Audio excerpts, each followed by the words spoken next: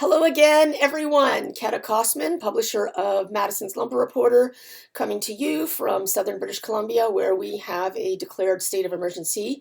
I'm in Vancouver.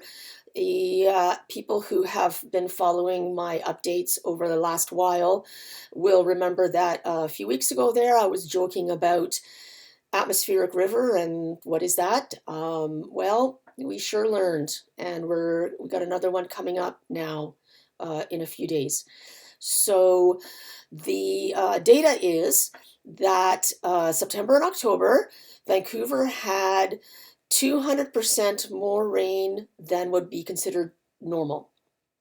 Then a week and a half ago, over that weekend that I said we had an atmospheric river, we had as much rain in those 2 days as we get in a wet month, like a record-breaking month. We had that much rain in 2 days, which added up to something like 200 millimeters.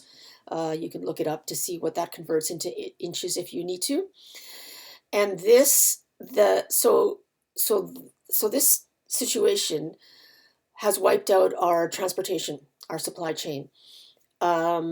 There are 4 highways leading into Vancouver from the rest of Canada into northern British Columbia and into eastern, like going east into Alberta. Completely washed out, mudslide, and the main highways destroyed. And they're not going to get fixed over this winter. So, I mean, there's more to it because the agricultural land outside of Vancouver is called the Fraser Valley, completely flooded. Thousands of cattle died, all the chickens drowned, and all of the cow babies, the calves, all drowned. And they're still working on that now. It's very, very serious problem. The highways British Columbia is a very rugged place. So the highways are built like on hillsides, sort of along rivers, like where you can find enough flat space to even make a highway. And so that's why there was so much destruction, because we had the drought in the summer, which, like, as you know, loosens the soil and makes everything a little bit unstable. And then we had rain, and then we had the first atmospheric river, and then we had the second atmospheric river. And so the water had nowhere to go. And the mudslides washed onto the highway, and the rivers gouged under the highway. And so it kind of sounds like a third world country, where, all of a sudden one weather event can do this much problem. It's not just the one weather event, but a combination of what we've been having through this year and especially this autumn, put together with the landscape of the province and how the infrastructure has been built. So in addition to the highways, 2 of them have been cleared, but they're little highways, and one of them just connects like towns. It doesn't go to the north, it doesn't go to the interior where the sawmills are, and it doesn't go to Alberta, it doesn't go across Canada where our supplies, like our mail and stuff, comes in from. The railways were also compromised. One of the railways is saying that within a week it can be back to running, but now we're having more torrential rain, so I really don't know about that. The Port of Vancouver is closed. The Port of Vancouver is the 3rd largest port by volume in North America. So it's closed because the rail lines are closed and goods can't come in and out. So what we're having right now is those 2 highways that have been cleared, and goods are moving through the US. There's, I think they finished it, but from what I hear, there's an agreement allowing transportation to cross from Kelowna South, which is north of Spokane, and across. So it's double the amount of time. It's a minimum twice as long, and it's also a small highway. It's not like the I-5 or whatever. It's not like the Trans-Canada. Trans-Canada would be considered a small highway. The BC part of Trans-Canada would be considered a small highway if you're in the States or Europe. So we don't really know how much of an impact this has on lumber transport. The vast majority of Canadian British Columbia lumber moves on the rail. As far as I know, there's nothing impeding from Prince George at the inline container terminal going south to the US and then going east across the rest of Canada. But it's not that simple. I mean, the railways, they need to put their engines like it's, we'll see. I tried to find out and I haven't seen anything yet about lumber deliveries. There's already been an impact because the softwood lumber duty, on in a couple of days on November 24th, there'll be the announcement. It's meant to double. That's supposed to take effect November 30th. So the Canadian lumber manufacturers have already been um, like diverting wood away from the US, like selling into Canada where there's no duty or perhaps exporting. I should mention that there is another Port of Prince Rupert, super far north, just below Alaska, actually. It's open and there's no issue with the transportation going there. It is a small port, just like the border crossing there at south of Kelowna, north of Spokane, is a small crossing. So Rupert is open, but the atmospheric river that's coming like tonight is hitting the north. There's already wind warnings at Haida Gwaii and Rupert and pretty much the top half of British Columbia. It's not even winter yet, so like I don't know what's going to happen here, but there's going to be some issues with forest products and lumber, the main product out of BC, getting to market. So just another point about data.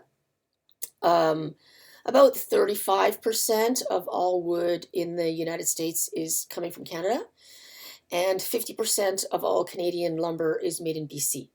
So I was looking last week, and the data that I saw was explaining that 14% of all wood in the United States comes from British Columbia.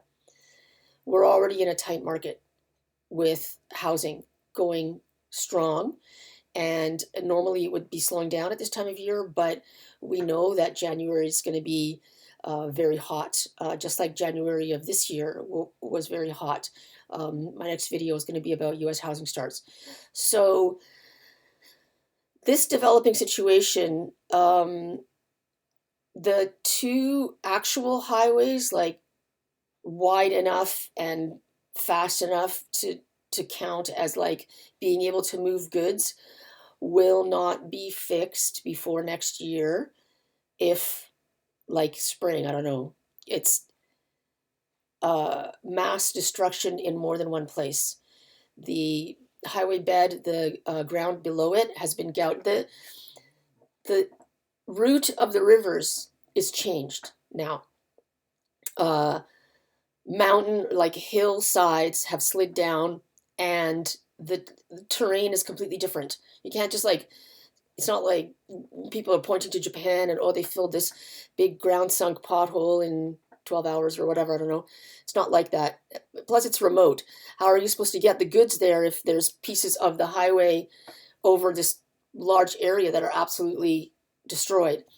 Um, so I think the most important thing is the railways, which I know they're working, and hopefully that is a little bit easier of a fix than these highways, and then getting the port open, because substantial amount of goods can move out of Vancouver to be transported by cargo. And I know that supply chain has been a huge issue where the cargo ships are floating not unpacked all along up and down both coasts of North America. But if lumber can actually get to California or Oregon, then at least that's better than not getting there at all. Um, in terms of prices, I mean, supply and demand, right? We'll see. Futures went nuts. The the September contract just closed at the middle of November, so we're trading in January now, and the numbers are really high, but it doesn't mean anything because For futures, the point is only when the contract closes. So lumber futures can be very volatile, especially at the beginning of the contract. Doesn't really tell you anything, and really only at the end of the contract, it's legislated that lumber futures at the 15th of every 3 months must close within $1 of cash, and that's what Madison's does. We do cash. And so only in the coming weeks we'll be able to say what effect all of this devastation has had on lumber prices. But normally by now, things are really starting to slow down for forestry.